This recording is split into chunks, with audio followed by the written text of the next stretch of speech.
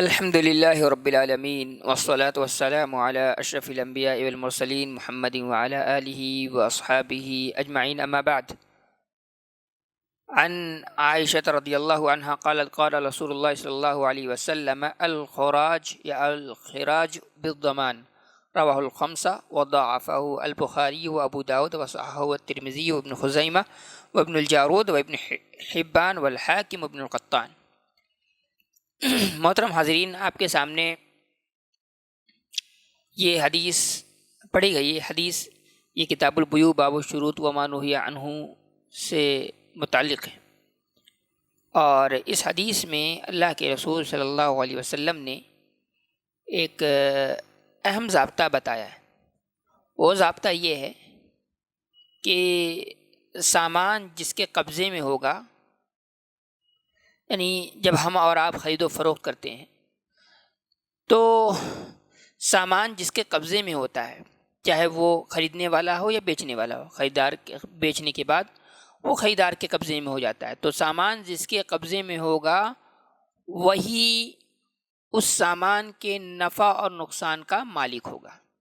یہ اس حدیث کا خلاصہ ہے۔ اللہ رسول نے کہا الخراج یا الخراج بالضمان، یعنی قبضے کے مقابل میں فائدہ ہے، نفع جو ہے یہ قبضے کے مقابل میں ہے، سامان جس کے قبضے میں ہوگا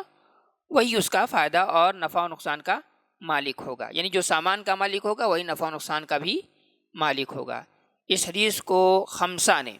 یعنی سنن اربعہ اور امام احمد بن حنبل رحمۃ اللہ نے روایت کیا ہے، بخاری نے اس کو ضعیف قرار دیا ہے، اور ابو داود نے بھی اس کو ضعیف قرار دیا ہے، امام ترمذی نے اس کی تصحیح کی، ابن خزیمہ اور ابن جارود، ابن حبان، ابن القطان، سب لوگوں نے اس کی تصحیح کی ہے۔ بہرحال یہ حدیث حسن درجے تک پہنچتی ہے، اور حدیث کا جیسا کہ مفہوم آپ کے سامنے رکھا گیا کہ اللہ کے رسول نے کہا کہ منفعت یا نفع یا فائدہ یہ قبضے کے مقابلے میں ہے، یعنی جو سامان کا مالک ہوگا وہی نفع و نقصان کا بھی مالک ہوگا، یہ حدیث کا مفہوم ہے۔ اس کا ایک پس منظر ہے۔ پس منظر کیا ہے؟ وہ یہ ہے کہ ان رجلا اشترى غلاما فی زمین نبی صلی اللہ علیہ وسلم وکان عنده ما شاء اللہ، کہ ایک آدمی نے ایک غلام خریدا اور اللہ کے رسول کے زمانے میں، اور جب تک اللہ تعالیٰ نے چاہا وہ غلام اللہ کے رسول صلی اللہ علیہ وسلم کے پاس رہا۔ پھر کہتے ہیں ثم رده من عیب وجدہ، پھر اس نے اپنے غلام میں کوئی ایسا عیب پایا جس کی وجہ سے اس نے غلام کو جس سے خریدا تھا اس کو لوٹا دیا۔ پھر کہتے ہیں فقضى النبی صلی اللہ علیہ وسلم برده بالعیب، اللہ کے نبی صلی اللہ علیہ وسلم نے کہا کہ اس عیب کی وجہ سے، یعنی یہ فیصلہ کیا کہ جب اس میں عیب پایا گیا ہے تو اس عیب کے نتیجے میں اس کو سامان کو لوٹانے کا فیصلہ دیا۔ تو فقال المقضی علیہ، تو جس کے خلاف فیصلہ صادر کیا گیا تھا اس سامان اس کو لوٹانا ہے، یعنی جو بائع تھا، جو بیچنے والا تھا، اللہ کے رسول اس نے کہا کہ قد استعملہ، اے اللہ کے رسول صلی اللہ علیہ وسلم آپ نے غلام میں عیب پائے جانے کی وجہ سے غلام کو لوٹانے کا فیصلہ دیا ہے، جبکہ اس نے غلام کو استعمال کیا ہے، اتنے دنوں تک رکھا ہے۔ اللہ کے رسول صلی اللہ علیہ وسلم نے کہا الخراج بالضمان،